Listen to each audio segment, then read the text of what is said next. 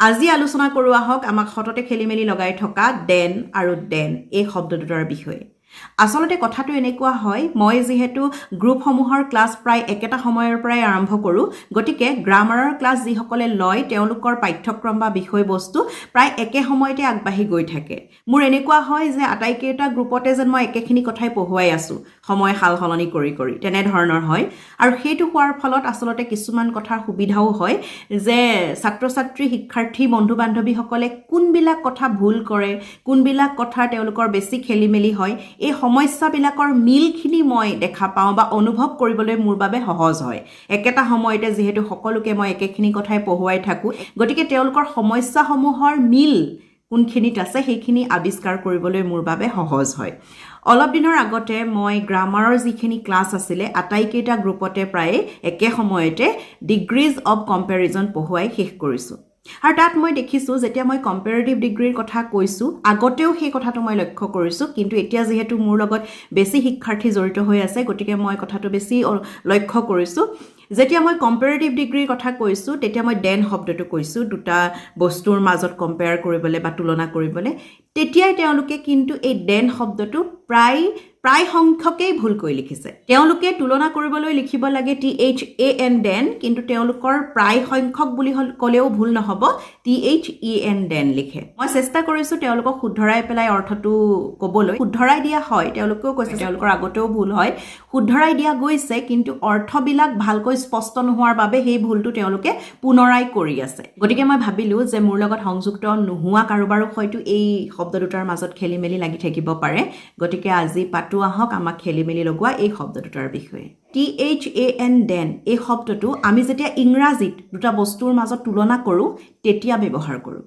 দুটা বস্তুৰ মাজত হ'ব পাৰে দুজন মানুহৰ মাজত হ'ব পাৰে দুটা জন্তুৰ মাজত হ'ব পাৰে যিকোনো দুটা দলৰ মাজতো হ'ব পাৰে আমি যেতিয়া তুলনা কৰোঁ তেতিয়া ইংৰাজীত এই দেন শব্দটো বাক্যলৈ আনো আমি অসমীয়াত যেতিয়া তুলনা কৰোঁ দুটা বস্তুৰ মাজতে হওক বা দুজন মানুহৰ মাজতে হওক দুটা দলৰ মাজতে হওক তেতিয়া আমি বাক্যবোৰ কেনেকৈ কওঁ ধৰি লওক মই কৈছোঁ যে এই গছজোপা সৌ গছজোপাতকৈ ওখ মই দুজোপা গছৰ মাজত তুলনা কৰিছোঁ গতিকে মই বাক্যটো কৈছোঁ যে এই গছজোপা সৌ গছজোপাতকৈ ওখ এই ল'ৰাজন সেই ল'ৰাজনতকৈ ওখ এই বেগটো সেই বেগটোতকৈ গধুৰ গতিকে আমি অসমীয়াত যেতিয়া দুটা বস্তুৰ মাজত তুলনা কৰোঁ তেতিয়া আমি কৈ বুলি শব্দটোত যোগ কৰি দিওঁ নহয়নে বাৰু এই বেগটোতকৈ এই গছজোপাতকৈ এই ল'ৰাজনতকৈ সেই ল'ৰাজন এনেদৰে যে আমি তুলনাবিলাক কৰোঁ বা মোৰ পানীৰ বটলটোতকৈ তোমাৰ পানীৰ বটলটো অকণমান ডাঙৰ মোৰ বটলটোতকৈ তোমাৰ বটলটো অকণমান ডাঙৰ এই যে কৈ বুলি আমি কৈছোঁ অসমীয়াত যেতিয়া আমি দুটা বস্তুৰ মাজত তুলনা কৰিছোঁ যেতিয়া ইংৰাজীত দুটা বস্তুৰ মাজত তুলনা কৰিম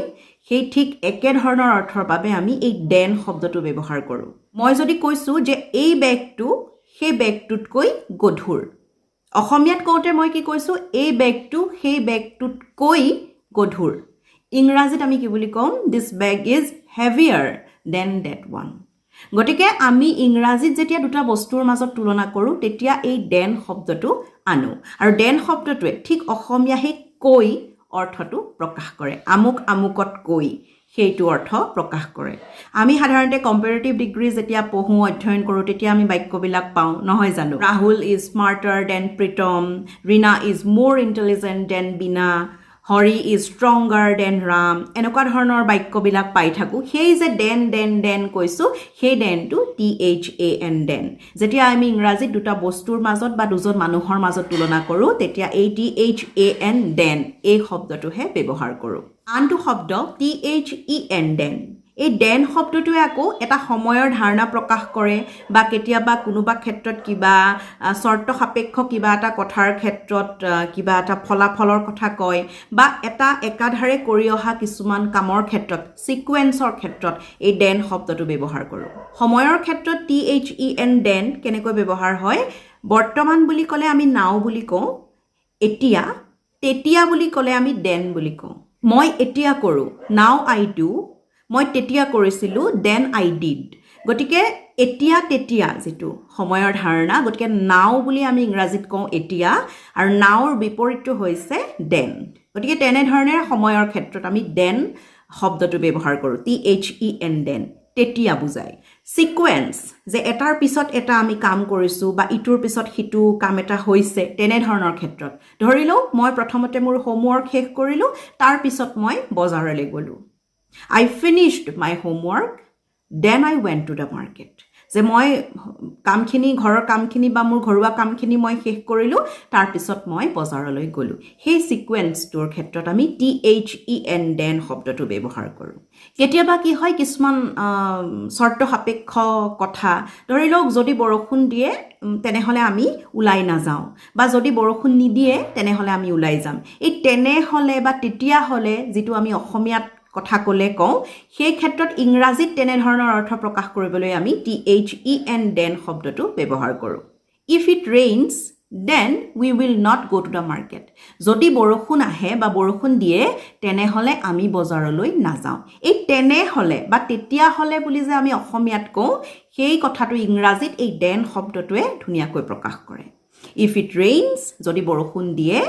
then তেতিয়া হলে বা তেনেহলে we will not go to the market যে আমি বজাৰলৈ নাযাওঁ গতিকে এই then শব্দটোৱে কিছু ক্ষেত্ৰত সময়ৰ কথা কয় বা তেনেহলে তেতিয়া হলে এই যে কিছুমান কন্ডিশন থাকে বা শৰ্ত থাকে আমি কাম এটা কৰাৰ পিছফালে সেই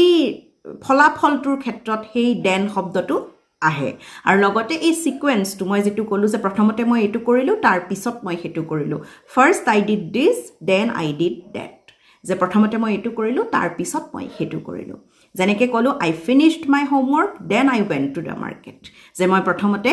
মোৰ